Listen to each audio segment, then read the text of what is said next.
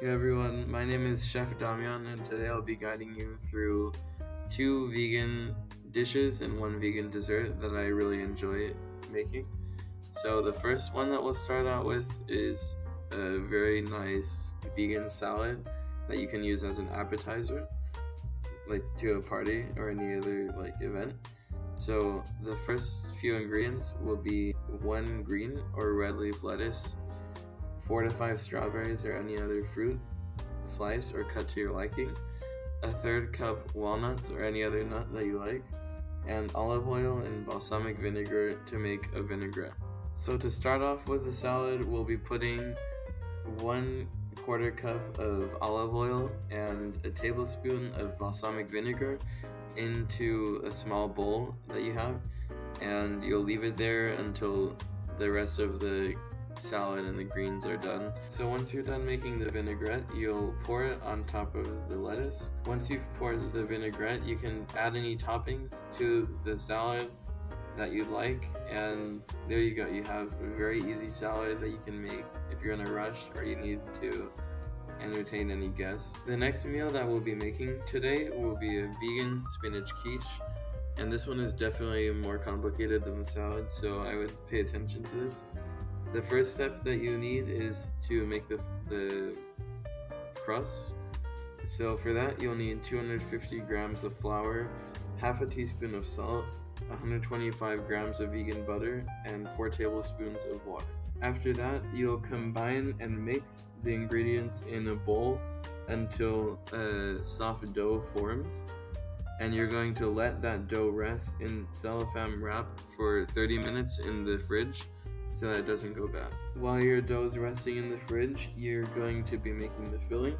So for that, you'll be needing 2 cups of shredded vegan cheese, and you'll also need 1 package, so 10 ounces of frozen chopped spinach, cooked and well drained, and you'll need a cup of vegan soy milk or almond milk, any vegan milk, 3.5 ounces of vegan egg supplement, so also soy based, and a half teaspoon of salt. Since the spinach is frozen, you'll need to thaw it out in boiling water, but after you do that, make sure that it's extremely well drained so that you don't have a liquidy filling.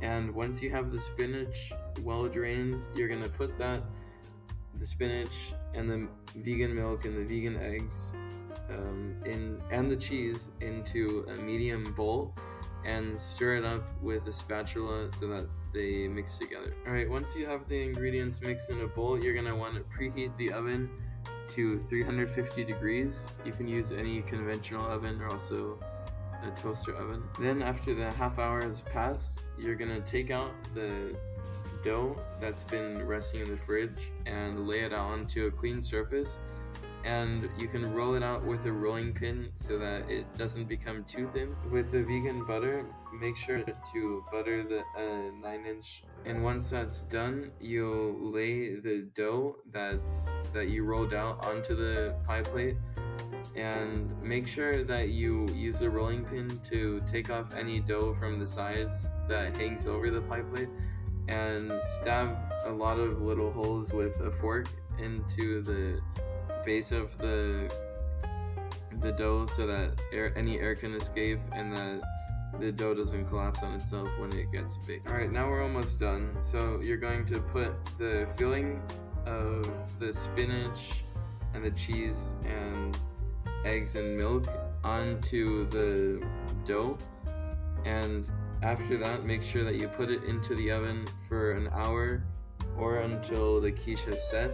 And you really don't want to burn it because burnt quiche isn't good. And there you go, you've made your own vegan quiche, and I'm sure it turned out really good, or it will turn out really good, and you can use any remaining dough as decoration when you're baking the quiche in the oven.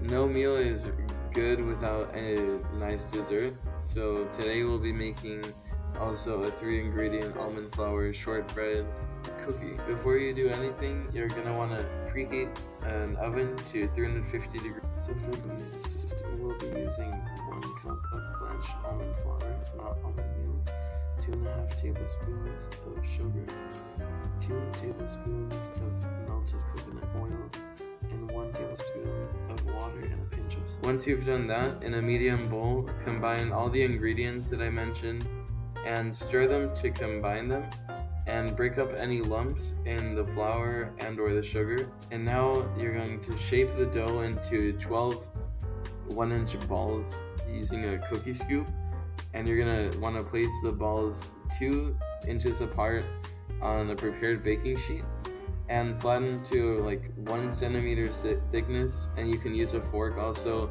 to put a little bit of an imprint on the top of the cookie and add a little decoration. And the last step is to bake the cookies in a preheated oven for 10 to 12 minutes until they're golden, and the cookies will seem somewhat soft when they're hot, but they'll firm up when they're cool.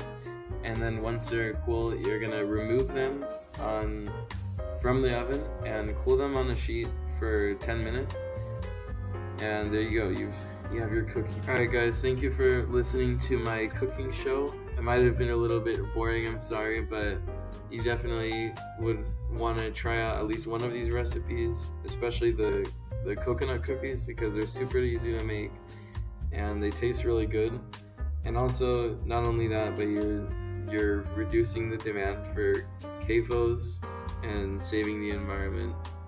So yeah, less methane emissions.